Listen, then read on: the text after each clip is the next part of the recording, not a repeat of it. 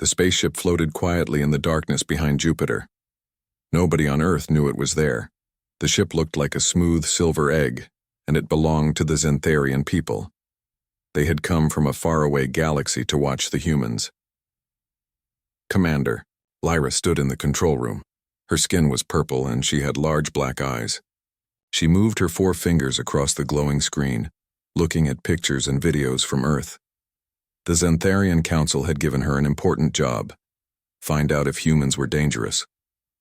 "Look at this," said Brad Carter, a young officer. He pointed at the screen. It showed humans flying through the air, shooting beams of light from their hands and breaking buildings with their fists. "These humans have amazing powers. They could destroy our planets if they wanted to." Lyra nodded. The videos worried her. She had seen many planets with strong weapons, but these humans seemed different. They didn't need machines to fight. They could do impossible things with their own bodies. "Keep watching," she told her team. "We need to know everything about them before we make contact." The ship had special tools for watching Earth without being seen. They could pick up TV shows, movies, and internet videos. They could hear radio messages. They could even see people walking on the streets. Dr. Susan Hayes was the expert on understanding other cultures. She had studied hundreds of different planets and people. Now she watched the screens with growing concern. "Commander, come look at this," she called. Lyra floated over to Susan's station. On the screen were creatures with big eyes and colorful bodies. They shot electricity and fire at each other while humans shouted commands. "These poor beings," Susan said. "The humans are forcing them to fight. They call them Pokemon. It appears to be some kind of slavery." "That's terrible," Lyra said. "What else have you found?" Susan showed her more videos. Giant robots fought lizard monsters in cities. Teams of colored warriors battled evil beings. Children went to special schools to learn how to use magic. "The humans start training their young ones early," Susan explained. "Look how small these children are, but they already know how to use weapons and powers." The rest of the team gathered around. Brad showed them a video of a man in red and blue clothes swinging between tall buildings. "This one can climb walls and shoot webs from his hands," he said. Another officer, Lisa Matthews, pointed to her screen. "And these humans have made metal suits that fly and shoot rockets. They call this one Iron Man." "How many of these powerful humans exist?" Lyra asked. "We've counted hundreds," Brad answered. "They fight each other all the time. Sometimes they destroy whole cities in their battles." Lyra felt afraid for the first time in many years. The Xantharian people were peaceful. They had technology and weapons, but they preferred to talk rather than fight. These humans seemed to enjoy violence and destruction. "We need to tell the Council," she decided. "If humans ever find out about other planets, they might attack us." The team worked day and night collecting more evidence. They recorded every fight, every explosion, every display of power. The evidence filled hundreds of data files. Mike Johnson, the security chief, watched videos of something called wrestling. "They fight for entertainment," he reported. "Thousands of humans gather to watch other humans hurt each other." "And look at these video games," Lisa added. She showed images of humans controlling warriors on screens, making them fight until one was defeated. Even their leisure activities involve fighting. The most disturbing discovery came from Susan's team. They found what appeared to be training centers for young humans. The children wore uniforms and learned to fight with glowing swords. They practiced moving objects with their minds.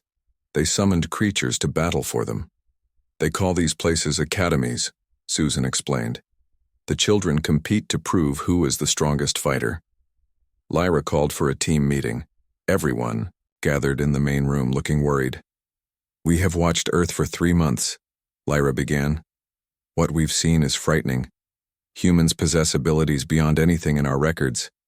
They can fly, control elements, read minds, and travel through time. They force other beings to fight for them. They train their children for war from an early age." The team murmured in agreement. They had all seen the evidence. "We must prepare our report for the Council," Lyra continued. "They need to know about this threat. But first, we need more information." We don't understand how all humans have these powers. Is it natural? Is it technology?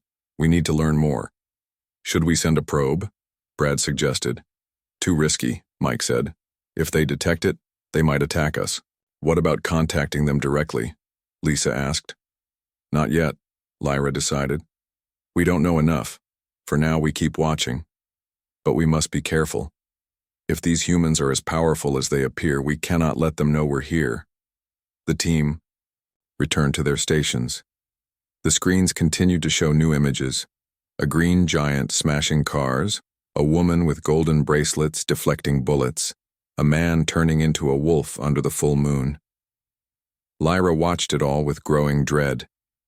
She had studied many planets in her career, but she had never seen anything like Earth. These humans seemed to have no limits to their power. They could bend reality itself to their will. As she worked on her report to the council, Lyra wondered if it was already too late. If humans decided to leave their planet and explore the galaxy, could anyone stop them? The Xantharian fleet had advanced weapons, but they seemed like toys compared to what she had seen on Earth.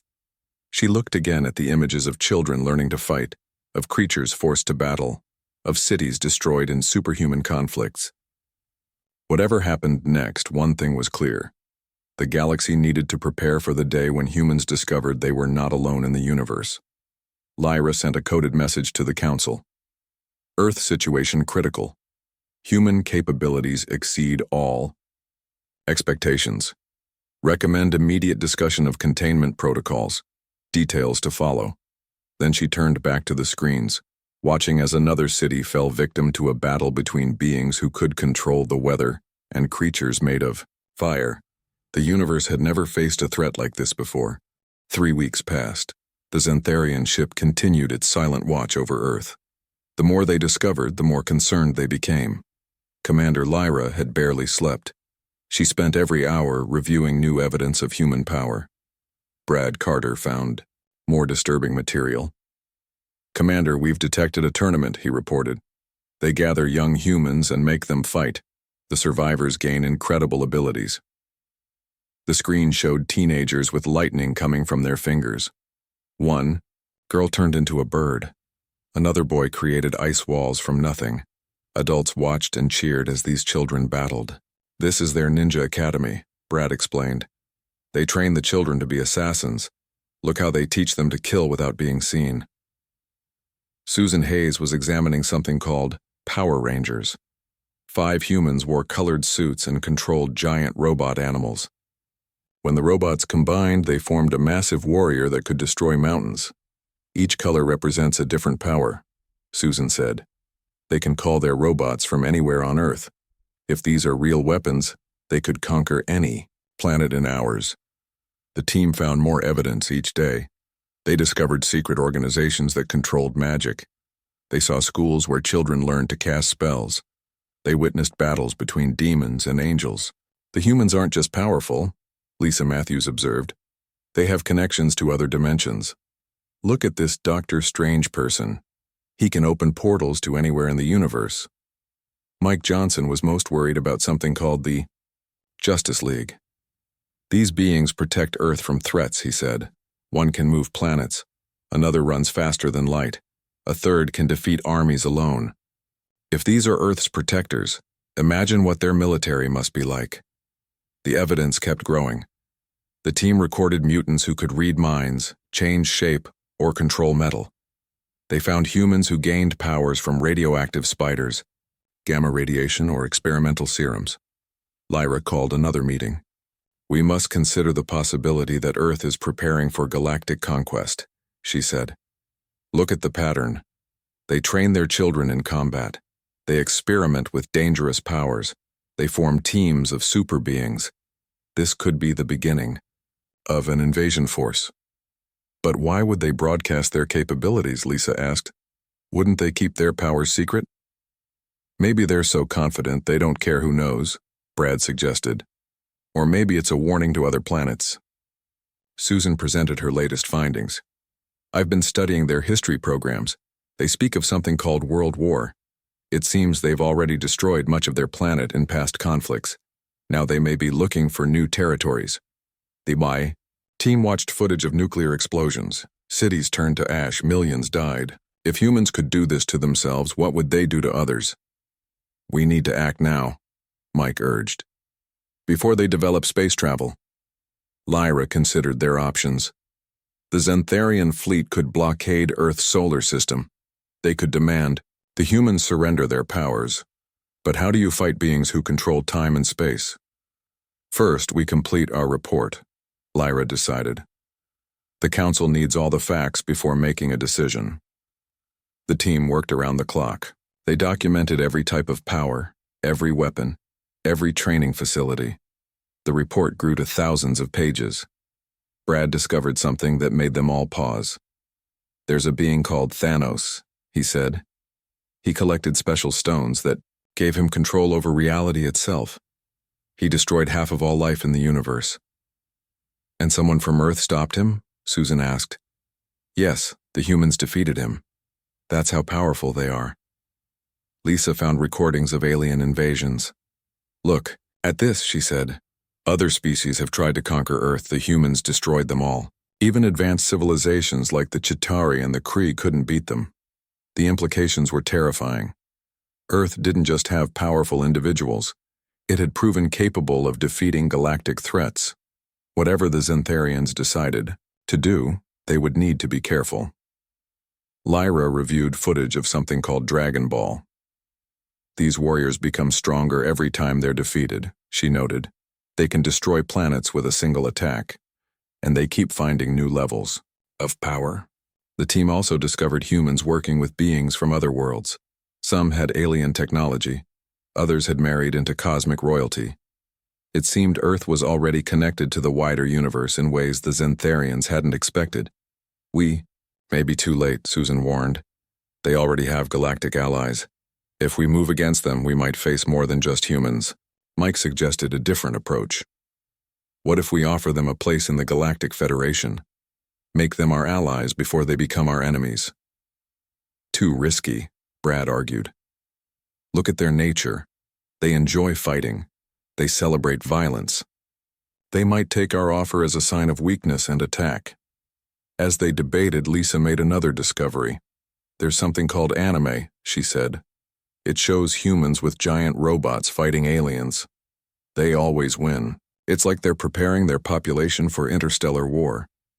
The team found more troubling content, shows about humans colonizing Mars, stories about faster-than-light travel, games where players conquered alien planets. It all pointed to the same conclusion. Earth was getting ready to expand into space. Lyra sent daily updates to the council. Each report was more alarming than the last. The council members were divided. Some wanted immediate action. Others suggested diplomacy. A few advocated for evacuation of nearby systems. As the debate continued, the team kept watching. They saw new powers emerging every day. Humans who could multiply themselves. Others who could turn invisible. Some who could survive in space without protection. We're running out of time, Lyra told her team. The council needs to make a decision soon. But what could they decide? Fight a planet of super beings? Try to befriend potential conquerors? Or simply hide and hope Earth never found them? The Xantharian ship remained in Jupiter's shadow, watching and waiting. On Earth, the humans continued their lives, unaware they were being observed. And in the control room, Commander Lyra wondered if she was witnessing the last days before humanity emerged as the galaxy's greatest threat. She looked at the latest footage, children playing with cards that summoned monsters, teenagers dueling with glowing swords, adults controlling metal suits that could level mountains. Whatever happened next, the galaxy would never be the same. The Galactic Council chamber floated in empty space, protected by force fields. Representatives from 50 different worlds sat in a circle. Commander Lyra stood in the center, her report displayed on massive screens around the room. Earth is the most dangerous planet we have ever encountered, she declared. Her voice was steady, but her purple skin showed pale spots of worry. Their powers defy our understanding of physics. The screens showed footage of humans destroying cities, summoning monsters and bending reality. The council members watched in silence. Some had scales, others had tentacles, and a few were beings of pure energy. All looked afraid. Ambassador Greg Mitchell from the Diplomatic Corps spoke first. Perhaps we should contact them immediately, offer terms of surrender before they develop space travel. General Zork, a four-armed warrior from the Kraxon system, disagreed. We should attack now while they're still confined to one planet. If we wait, they'll become unstoppable. But how do we fight beings who control time? Asked a crystalline representative from the Silicon Alliance. They could undo any attack before we launch it. Lyra played more footage. These humans call themselves mutants. They're born with powers. Some can walk through walls. Others control weather. One called Professor X can control every mind on the planet. The council murmured nervously. Mind control was strictly forbidden in the Federation. Any species that developed it was considered extremely dangerous. There's more, Lyra continued. They have artificial intelligences that gained consciousness. One called Ultron tried to destroy their world. Another called Vision joined their Avengers team. They regularly create beings more powerful than themselves. Senator Zara from the Peaceful Worlds Coalition raised her hand. Has anyone considered that we might be misunderstanding? Perhaps these powers aren't real. The evidence is clear, General Zork insisted. We've seen them destroy their own cities. We've recorded their battles with alien races. They even defeated the Celestials, one of the oldest races in the universe. Brad. Carter stepped forward to present more evidence. We've discovered their educational system is designed for combat, he said. They have hero academies where children learn to fight. They test students to find the most powerful warriors. Those who fail are still trained as soldiers. The screens showed teenagers throwing each other through walls, creating explosions, and flying through obstacle courses. The council members shifted uncomfortably. How many superpowered humans exist? Asked the representative from Andromeda. We estimate at least 10% of their population has abilities, Susan Hayes answered. That's over 700 million beings with powers, and they keep finding ways to create more. The council chamber erupted in discussion. Voices overlapped as representatives argued.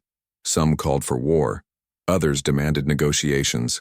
A few suggested abandoning nearby star systems. Ambassador Mitchell tried to calm the room. We should send a peace delegation. Surely they understand diplomacy. Did you not see the Infinity War? General Zork shouted. They fight even their allies. They trust no one. A delegation would be seen as weakness. Lyra raised her hands for silence. There's something else you need to know. We've detected multiple timelines on Earth. They can change their past and create alternate futures. We may already be dealing with multiple versions of humanity across different realities. This news caused panic. If humans could manipulate time itself, no defense would work. They could simply rewrite history until they won. The High Chancellor, an ancient being older than most stars, finally spoke. We have three options, she said. Strike first and hope to contain them. Offer alliance and hope they accept. Or seal off their solar system and pray they never discover us. Sealing won't work, Mike Johnson interrupted. They already have beings who can teleport across galaxies. Their sorcerers open portals to other dimensions. Their speedsters can vibrate through any barrier. The debate continued for hours. The council reviewed every piece of evidence. They analyzed footage of cosmic battles, mutant powers, and magical abilities. Each discovery made the situation seem more hopeless. What about their weaknesses? Asked Senator Zara. Surely they have some? We've found a few, Lisa Matthews replied. Some are vulnerable to specific materials like kryptonite or certain magical artifacts. But they always find ways to overcome these weaknesses. They evolve and adapt faster than any species we've known. General Zork presented the military assessment. If we mobilize every fleet in the Federation, we might have enough firepower to glass their planet. But we'd have to act quickly and decisively. No warnings, no mercy.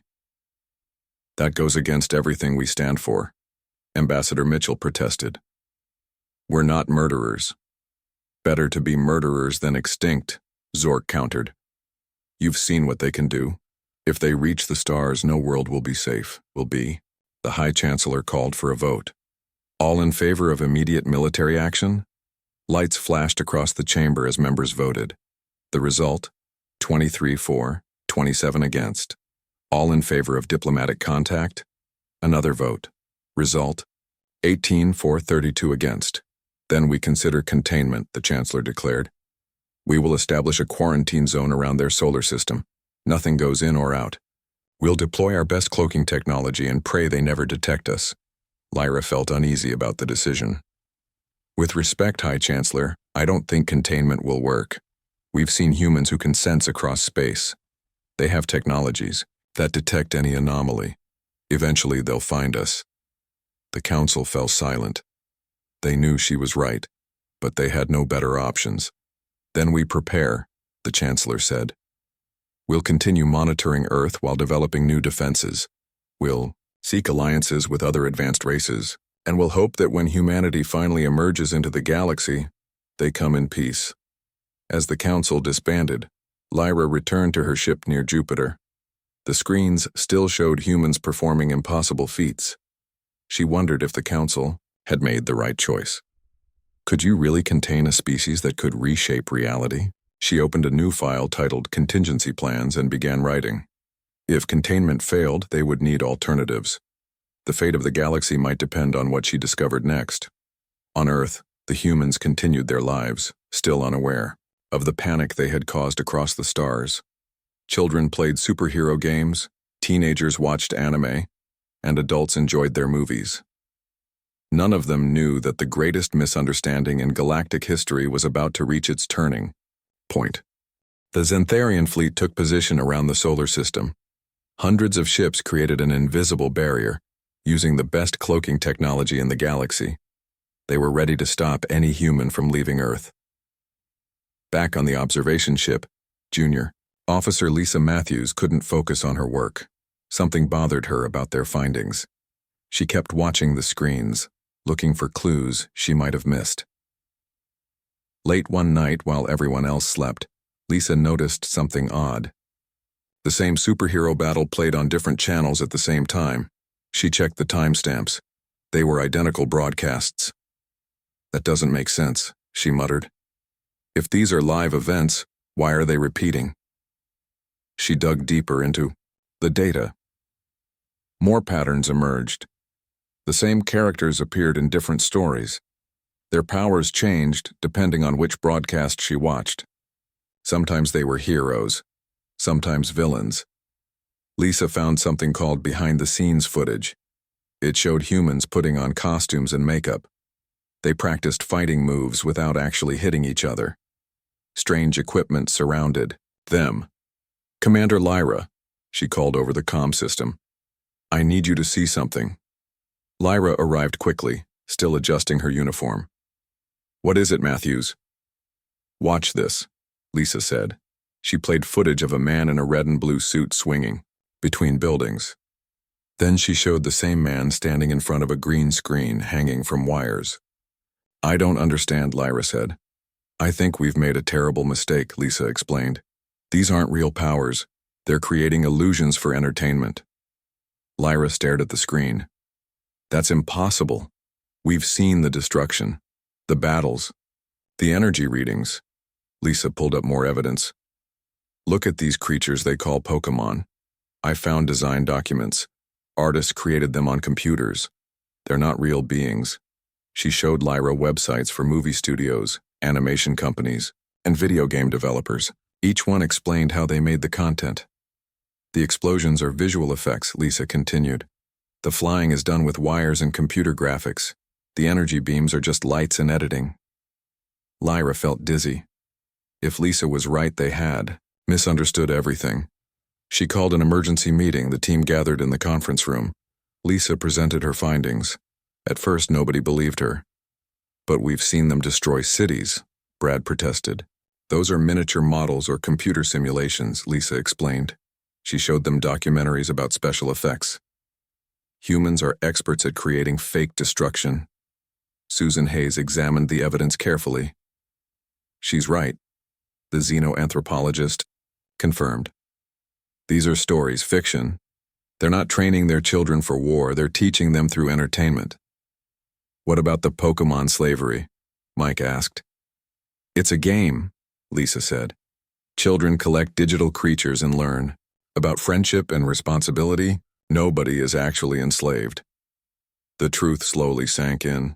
The team reviewed everything with new understanding. What they had seen as threats were actually creative expressions. The violence was choreographed. The powers were special effects. The monsters were imagination. We need to stop the containment, Lyra said urgently. The council must know about this. She tried to contact the fleet, but something was wrong. The ships didn't respond. Lyra checked the scanners and found the problem. The containment field was already active. It blocked all communication. We're trapped, Brad realized. We can't. Warn them. Lisa had an idea. We need to go through their entertainment channels, she said. If we can broadcast on their networks, maybe the fleet will intercept it. The team worked quickly. They created a message explaining their mistake. They included evidence showing the difference between fiction and reality. They prepared to hijack Earth's satellite systems. But before they could act, alarms blared throughout the ship. On the main screen, a massive object approached Earth. It was a Xantharian battlecruiser, decloaking as it entered the atmosphere. No, Lyra whispered. They're starting the attack. The battlecruiser positioned itself over New York City. Its weapons powered up, ready to destroy what they believed was a superhero headquarters. On Earth, people pointed at the sky. Camera crews rushed to film the alien ship. News channels interrupted regular programming. In Hollywood, a movie director named Paul Anderson watched the live footage. This is incredible, he said. It looks so real. Which studio is doing this? Promotion? His assistant checked her phone. Sir, I don't think this is a promotion. The Xantharian ship broadcast a message. People of Earth, surrender your powers or face destruction. Across the planet, humans reacted with confusion. Children asked their parents if this was a new superhero movie.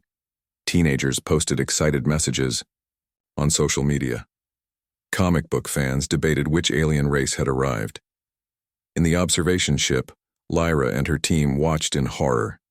They knew what would happen next. The Xantharian commander would interpret the calm response as arrogance. He would fire his weapons. Lisa worked frantically on their transmitter. Almost ready, she said. The battlecruiser's weapons glowed brighter. People on the streets took pictures, still thinking it was entertainment. Got it, Lisa announced. Broadcasting now. Their message went out on every channel. Stop, urgent. These are not real powers. Earth fiction only. Repeat, fiction only. On the battlecruiser, the weapons officer hesitated. Sir, we're receiving a strange message. The commander ignored it. Fire. But before he could give the final order, something unexpected happened. Across New York City, cosplayers in superhero outfits gathered in Central Park. They had organized a welcome party for what they thought was a publicity stunt. Xantharian sensors detected hundreds of energy signatures. Humans in colorful costumes holding toy weapons waving at the ship. The commander paused. What are they doing? Lisa's message finally reached the right people. On the fleet command ship, senior officers reviewed the evidence. They quickly understood the mistake. Abort attack, came the order. Stand down all weapons. The battlecruiser powered down its weapons. The commander, still confused, opened a channel to the humans below. A teenager in a Spider-Man costume answered on his phone. Hey, awesome special effects, he said. Is this for a new Marvel movie? The commander looked at his crew. They all wore the same bewildered expression. Something was very wrong with their understanding of Earth. Back on the observation ship, Lyra finally established contact with the fleet. She explained everything. The misunderstanding, the fiction, the truth about human entertainment. As the news spread through the Xantharian forces, embarrassment replaced fear. They had mobilized their entire fleet to fight imaginary threats. They had almost destroyed a planet over children's cartoons. The question now was, how do you apologize for almost starting a war over a misunderstanding about Saturday morning cartoons? The sun rose over New York City, shining on the alien ship that still hovered above Central Park. News helicopters circled at a safe distance. Millions of people watched the live broadcast, wondering what would happen next. Inside the Xantharian battlecruiser, Commander Zorak paced nervously. He had spent his entire career preparing for war, not apologizing for mistakes. His purple skin had turned almost white with embarrassment. "How do we explain this?" he asked his crew. "We threatened to destroy their planet because we didn't understand their entertainment." On the observation ship, Lyra was having similar thoughts. She looked at the reports they had sent to the council. Every page now seemed ridiculous. They had described children's cartoons as military training. They had called video games weapons development. "We need to make proper contact," she decided. "We owe them an explanation." The Xantharian High Council agreed. They sent new orders. Establish peaceful communication with Earth. Explain the misunderstanding. Offer friendship instead of threats. Lyra volunteered to lead the delegation. She chose Lisa Matthews to join her since Lisa had discovered the truth. They took a shuttle to the surface, landing in Central Park. Thousands of humans gathered to watch. Police kept them at a safe distance, but the crowd was excited, not afraid. Many still wore superhero costumes from the night before. Lyra stepped out of the shuttle. Her purple skin and four-fingered hands drew gasps from the crowd. She activated her universal translator. "People of Earth," she began, "we come in peace and we owe you an apology." The crowd murmured in confusion. They had expected demands for surrender or messages about joining a galactic federation. Nobody expected an apology. Lyra continued. "We have been watching your planet for months. We saw your movies, your TV shows, your video games. We thought they were real. We believed you had incredible powers and were preparing for war." Laughter rippled through the crowd. Someone shouted, "You thought Marvel movies were documentaries?" Lyra's skin turned a deeper shade of purple. "Yes, we did. We saw humans flying, controlling weather, traveling through time. We didn't understand these were stories." The mayor of New York stepped forward. "So you were going to attack us because of Hollywood?" "I'm afraid so," Lyra admitted. "We thought you were the most dangerous species in the galaxy. Instead, you're the most creative." The crowd's mood shifted from confusion to amusement. People pulled out their phones to record the alien explaining how she mistook superhero movies for reality. Lisa Matthews joined the conversation. "We studied what you call anime," she said. "We thought you had giant robots and were training children to fight monsters." A teenager in the crowd called out, "Did you think Pokemon were real too?" "Yes," Lisa confessed.